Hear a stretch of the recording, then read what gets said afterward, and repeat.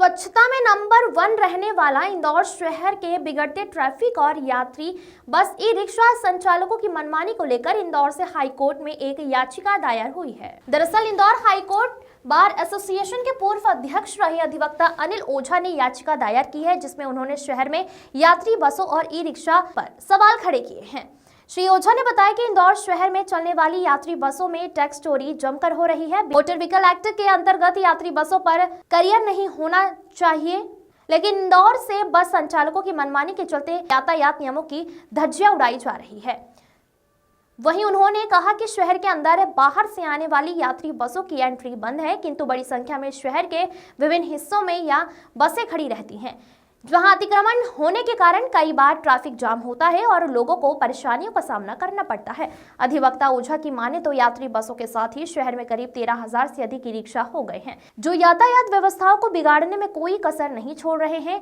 RTO और यातायात police की कंट्रोलिंग से यह ई रिक्शा अब बाहर हो चुके हैं। उन्होंने बताया कि शहर में मनमाने ढंग से दौड़ती बस और इन ई रिक्शाओं के कारण दुर्घटनाएं हो जाती हैं और कई लोगों की मौत भी हो जाती है।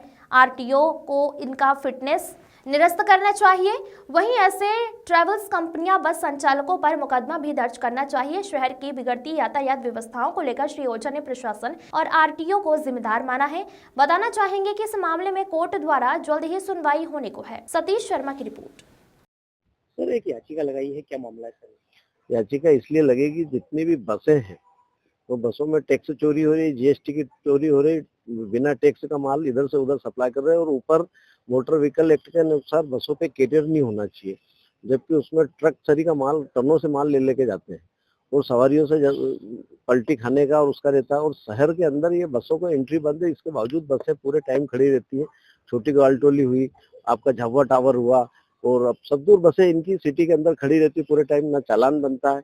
और जो इंदौर शहर में सिटी बसें चल रही, एक भी सिग्नल का पालन नहीं करती, सारे सिग्नल तोड़ तोड़ के जाती हैं। और तीसरा मऊ इंदौर, उज्जैन इंदौर जितनी बसें चल रही हैं ये सब ओवरटेक करते हैं, ओवरटेक करके एक्सीडेंट होते ही रहते हैं, आए दिन एक्सीडेंट होते हैं। लेकिन इन बसों को कोई कार्रवाई नहीं होती, ना सिग्नल देखते हैं।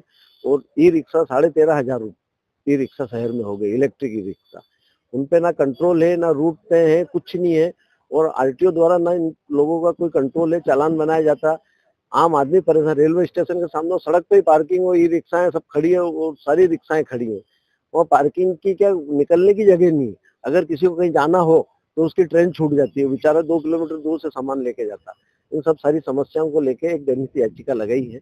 ये कलेक्टर के आदेश की भी अवहेलना हो रही है, बस वाले बिल्कुल अनकंट्रोल हो रहे हैं, सारा लोडिंग माल बसों में जा रहा है। सर, किस तरह की अभी कब याचिका लगी है, क्या कहा गया है?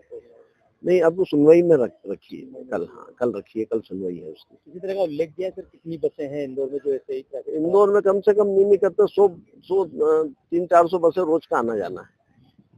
रोज हर क्षेत्र को जाती है, हैदराबाद, उज्जैन, बम्बई, पूना, सब बसें जाती है, सब माल ऊपर तक भर भर के ले जाती है और आए दिन एक्सीडेंट होते हैं, कई लोगों की डेथ होती है। उस पर कोई आज दिनांक तक कार्रवाई नहीं की।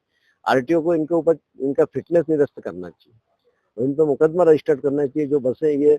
और उसमें टैक्स चोरी हो रहा है, गवर्नमेंट का लाखों रुपए का टैक्स चोरी हो रहा है, क्योंकि बिना टैक्स का माल इधर से उधर जा रहा, सप्लाई हो रहा। और बसें लोडिंग कर, बसें थोड़ी हैं जो उसके ऊपर भरते हैं। ये सब चीजों को लेके एक जनहित याचिका लगाई है। ये सारी व्यवस्था और ट्रैफिक शाम को जाम होता है। आप राजेंद्र नगर जाए, सड़क पर बसें खड़ी रहती है, वो पूरा ब्रिज जाम हो जाता है, शाम को घंटों जाम रहता है। कोई पुलिस, कोई कुछ देखने वाला नहीं, कोई सुनने वाला नहीं। किसको शिकायत करने जाओ, आए दिन विवाद की स्थिति बनती है। रेलवे स्टेशन हुआ, बस स्टैंड हुआ, सब बसें सड़क पर खड़ी रहती, कोई पार्किंग की जगह नहीं। इसमें आपने ये उल्लेख किया है क्या, किसका जिम्मेदार माना गया है इसमें? इसका जिम्मेदारी है प्रशासन और आरटीओ है। आरटीओ को इनके फिटनेस निरस्त करना चाहिए। ऐसी बसों के जो नागालैंड से कहाँ बाहर से पास होकर यहाँ चल रही है, टैक्स चोरी हो रहा और मालों का टैक्स, जीएसटी एसटी सबकी चोरी हो रही है, उस पर कंट्रोल होना चाहिए। शासन का तो जो पैसा रेवेन्यू आना चाहिए, वो रेवेन्यू का तो नुकसान हो रहा है, उसको आरटीओ को कंट्रोल करना चाहिए कि ऐसी बसें क्यों चलने दे रहे हैं। मैं अनिल ओझा, पूर्व हाईकोर्ट बार प्रेसिडेंट, इंदौर।